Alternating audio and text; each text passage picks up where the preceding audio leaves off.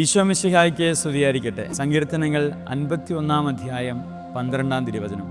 അങ്ങയുടെ രക്ഷയുടെ സന്തോഷം എനിക്ക് വീണ്ടും നൽകണമേ, ഒരുക്കമുള്ള ഹൃദയം നൽകി എന്നെ താങ്ങണമേ. പ്രിയപ്പെട്ടവരെ, ഈ കാൽവരി യാത്രയിൽ എപ്പോഴെങ്കിലുമൊക്കെ ദൈവത്തിൻ്റെ രക്ഷ നമുക്ക് കൈവിട്ട് പോയിട്ടുണ്ടോ എന്ന് നമുക്ക് പരിശോധിക്കണം.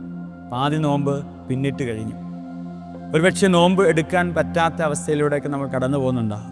ഈ ഈശോയുടെ പീഡാനുഭവ മരണ ഉദ്ധാന രഹസ്യങ്ങളെ ധ്യാനിച്ചും പ്രാർത്ഥിച്ചുമൊക്കെ കടന്നു പോകുമ്പോൾ ഒരുക്കമുള്ള ഹൃദയം നമുക്ക് ആവശ്യമാണ്. നമ്മുടെ കാരണങ്ങൾ കൊണ്ടോ ബലഹീനതകൾ കൊണ്ടോ ഒക്കെ നമ്മുടെ ജീവിതത്തിൽ നിന്നും രക്ഷ കൈമോശം വന്നു പോയിട്ടുണ്ടാകാം. സാരമില്ല, ഈശോ നമ്മളെ അനുഗ്രഹിക്കാൻ തയ്യാറാണ്. അവനോടൊന്ന് ചേർന്ന് നിന്നാൽ മതി.